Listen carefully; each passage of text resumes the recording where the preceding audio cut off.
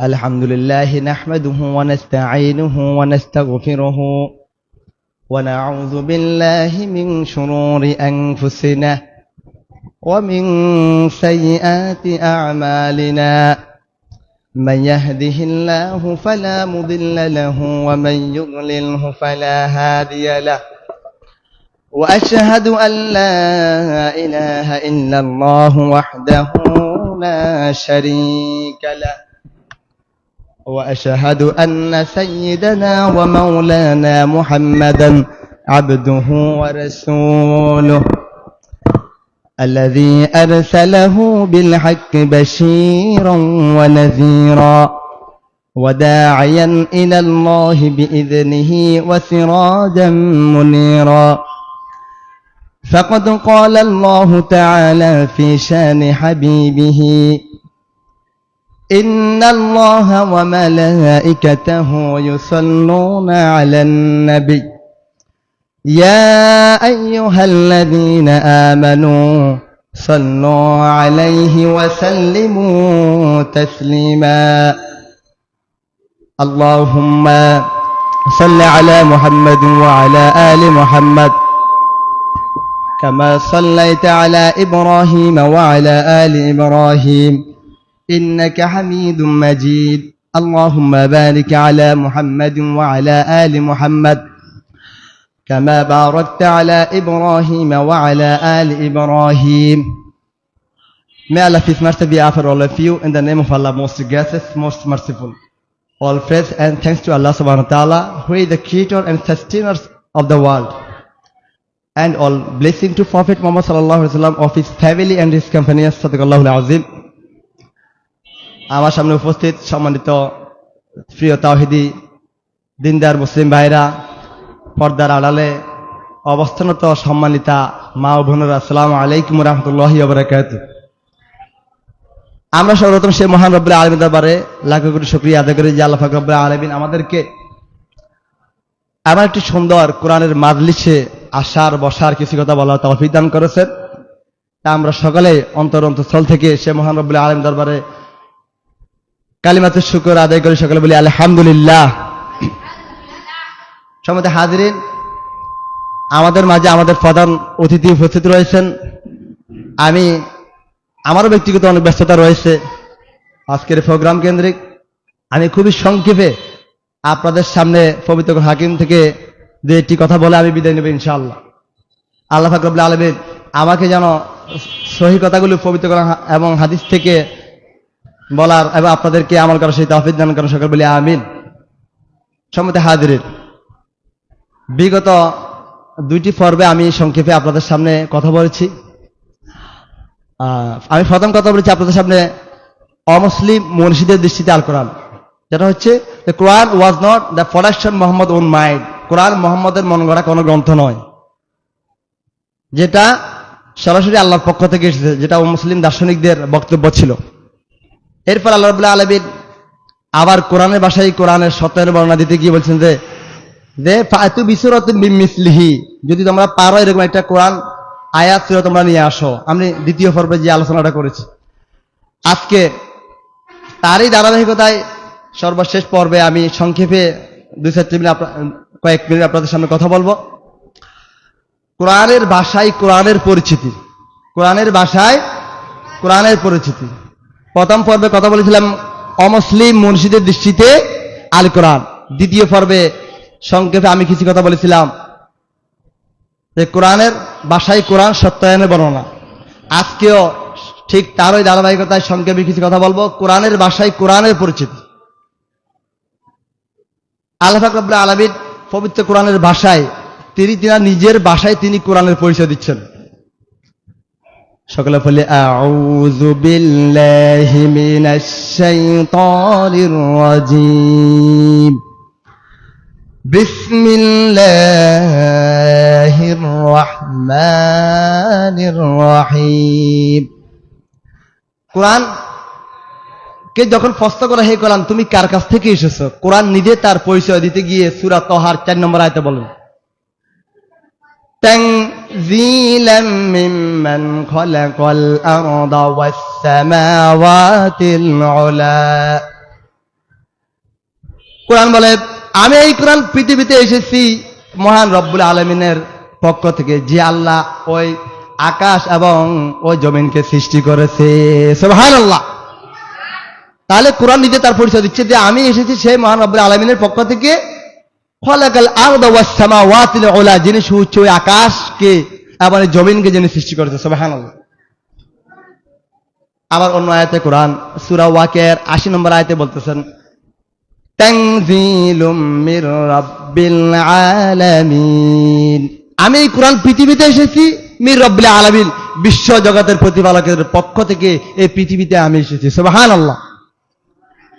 কোরআনকে যখন প্রশ্ন করা হয়, কোরআন বুঝলাম তুমি সেই মহান রব্বুল আলামিনের দরবার, তার কাছ থেকে এই পৃথিবীতে এসেছো, এবার বলা হে কোরআন তুমি কার উপর নাজিল হয়েছো, এই পৃথিবীতে তুমি কার কাছে এসেছো?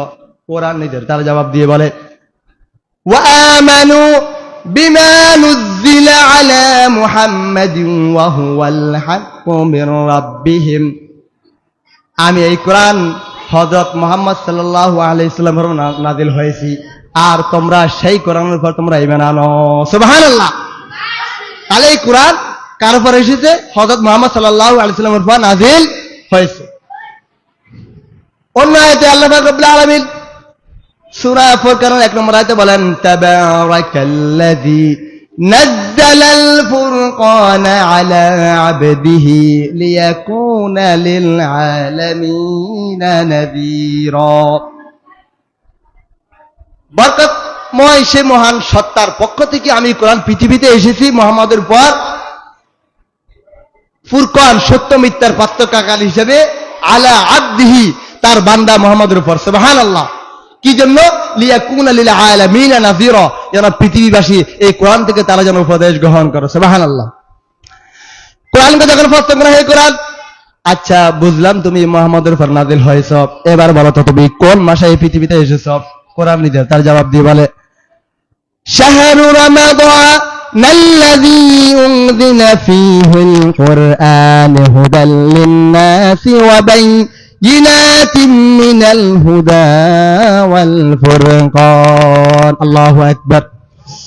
কোরআনকে যখন প্রশ্ন করা হয়, কোরআন আচ্ছা বলো তুমি কোন মাসে এই পৃথিবীতে এসেছো, কখন তোমার এই পৃথিবীতে আগমন ঘটেছে? কোরআন নিজে তার জবাব দিয়ে বলে রমজানের পবিত্রতম মাসে এই পৃথিবীতে আমি এসেছি। সুবহানাল্লাহ। এবার কোরআনকে যখন প্রশ্ন করল আচ্ছা বুঝলাম তুমি রমজান মাসে এসেছো, এবার বলো তো তুমি যখন এসেছিলে তখন রাত ছিল নাকি দিন ছিল?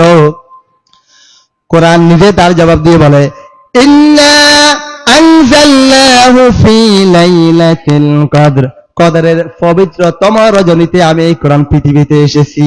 সুবহানাল্লাহ। কোরআন নিজে তার জবাব দিয়ে দিচ্ছে।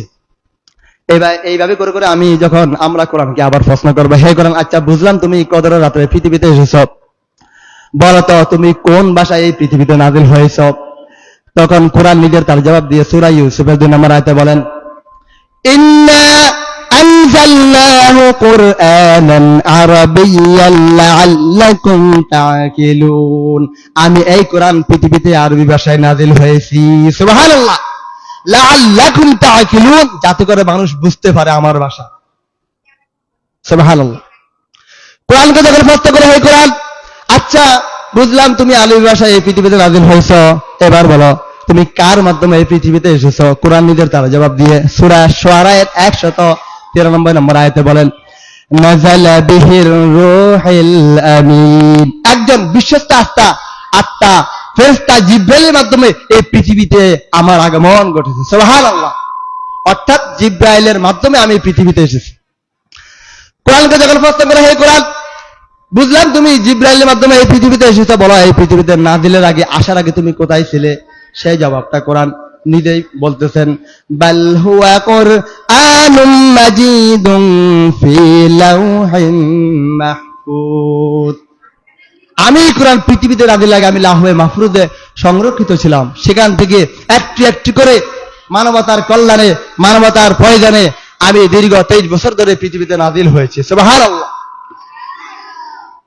এবার কোরআনকে যখন প্রশ্ন করা হয়, হে কোরআন আচ্ছা বুঝলাম তুমি এই পৃথিবীতে নাজিল হয়েছে আরবি ভাষায়, এই পৃথিবীতে তুমি নাজিল হয়েছ মানুষের উপকারে, এবার বলো তো এই পৃথিবীতে তোমার নাজিলের উদ্দেশ্যটা কি?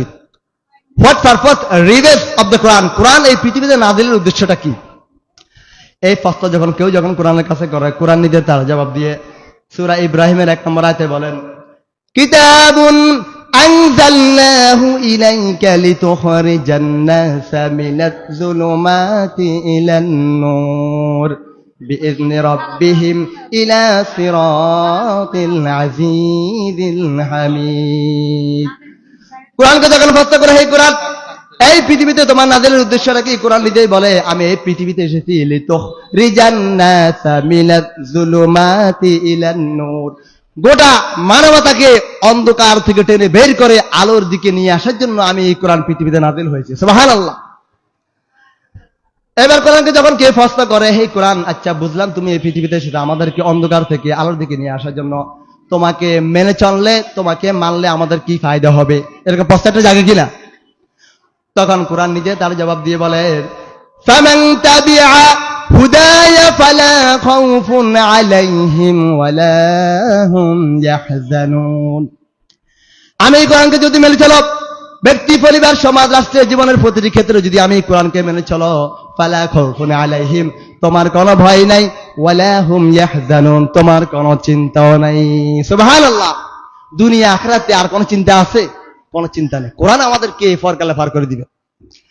কোরআনকে যখন প্রশ্ন করো, আচ্ছা বুঝলাম তুমি এই পৃথিবীতে আসছো আমাদেরকে অন্ধকার থেকে আলোর দিকে বের নিয়ে আসার জন্য, তোমাকে মানলে আমাদের এই ফায়দা হবে। এবার বলো তো, আমি তো মানুষ, আমার রাজনীতি করা লাগে, আমি তো মানুষ, আমার ব্যক্তি পারিবারিক নীতি, অর্থনীতি, সমাজ নীতি, ভূগোল নীতি, আমার জীবনে অনেক নীতি, অনেক কিছু রয়েছে, রাজনীতি, ধর্মনীতি, তোমাকে মানলে কি তোমার ভিতরে ওগুলো আছে নাকি? কোরআন নিজের তার জবাব দিয়ে সূরা বাকরার 89 নম্বর আয়াতে বলেন, ওয়ানাজ্জালনা আলাইকাল কিতাবা তিবয়ানাল লিকুল্লি শাইইন ওয়া হুদান ওয়া রাহমাতান ওয়া বুশরা লিল মুসলিমিন। আল্লাহু আকবার। কোরআন বলে, শুধু অর্থনীতি, সমাজনীতি, ভূগোল নীতি নয়, তোমার ইহকাল পরকাল জীবনের যত কিছু দরকার সবকিছু আল্লাহ পাক রব্বুল আলামিন আমি কোরআনের সিনার ভিতরে খুলি খুলি বর্ণনা করে দিয়েছেন। সুবহানাল্লাহ। তোমার জীবনের যত কিছু দরকার, যত কিছু প্রয়োজন, সবকিছু আমি কোরআনের মধ্যে আল্লাহ পাক রব্বুল আলামিন তিবয়ানান লিকুল্লি শাইইন বিস্তারিত বর্ণনা করে দিয়েছে। আজকে এই কোরআন আমাদের কাছে থাকার পরেও আজকে আমাদের জীবনে কোনো পরিবর্তন নেই। আজকে কোরআনে কোনো স্টাডি নাই, কোনো রিসার্চ নাই। কোরআন আমাদের ব্যক্তি, পরিবার, সমাজ, রাষ্ট্রে কোরআনে কোনো অনুশাসন আমাদের আজকে আমরা মানতে পারতেছি না, যার কারণে আজকে আমাদের জীবনে এত হতাশা। আল্লাহর রাসূল সাল্লাল্লাহু আলাইহি ওয়াসাল্লাম তিরমিজি শরীফের 3153 নম্বর হাদিসে বলেন, মান ক্বালা বিহি সাদাকা, কোরআন দিয়ে যারা কথা বলে তারা সত্য কথা বলে, ওয়ামান আমিলা বিহি আজরা, কোরআন দিয়ে যারা আমল করে তাদের জীবনে যারা কোরআন দিয়ে যারা মেনে চলে তাদেরকে পুরস্কৃত করা হবে। ওয়ামান হাকামা বিহি আদালা, কোরআন দিয়ে যারা বিচার ফয়সালা করে তারাই সুবিধার জাস্টিস নাই কায়েম করে। ওয়ামান দাআ ইলাইহি হুদিয়া ইলা সিরাতিন মুস্তাকিম, আর কোরআনের দিকে যে আহ্বান করে তাকে সহজ সরল পথের দিকে পরিচালিত করা হয়। সুবহানাল্লাহ। সম্মানিত হাজরিন, আমার পাশে আমাদের প্রধান অতিথি উপস্থিত রয়েছে। আসলে ওনার সামনে বসে কথা বলার মতো সে যোগ্যতা আমার নেই। আমি শুধুমাত্র সংক্ষেপে আপনাদের সামনে আপনাদেরকে এতটুকু আমি বোঝাতে চেয়েছিলাম। আমার অতীতের যে দুই একটি পর্বে আমি কথা বলেছি যে কোরআন কি ও কেন মুসলিম মসজিদে দৃষ্টিতে আল কোরআন, কোরআনের ভাষায় কোরআন সত্যায়নে বর্ণনা। আজকে আমি সংক্ষেপে আপনাদের সামনে উপস্থাপন করলাম যে কোরআনের ভাষায় কোরআনের পরিচিতি। এত কিছু বলার পরও, জানার পরও যদি আমরা আমাদের জীবনকে ফুলে ফলে সুশোভিত করতে চাই, সুন্দরভাবে যদি আমরা পরিচালিত করতে চাই, পরকালে আল্লাহ রাব্বুল আলামিনের সেই জান্নাত যদি আমরা পেতে হয়, তাহলে অবশ্যই আমাদেরকে আমাদের জীবনের প্রতিটি ক্ষেত্রে আমাদেরকে কোরআন মেনে চলতে হবে ইনশাআল্লাহ। আল্লাহ পাক রব্বুল আলামিন এই সংক্ষিপ্ত এই কথাটুকু থেকে আমাকে এবং আপনাদেরকে বাকি জীবন আমল করে আমাদের জীবনকে পরিচালিত করার মতো সেই তাওফীক দান করুন। ওয়া আখির দাওয়ানা আলহামদুলিল্লাহি রাব্বিল আলামিন। আসসালামু আলাইকুম ওয়া রাহমাতুল্লাহি।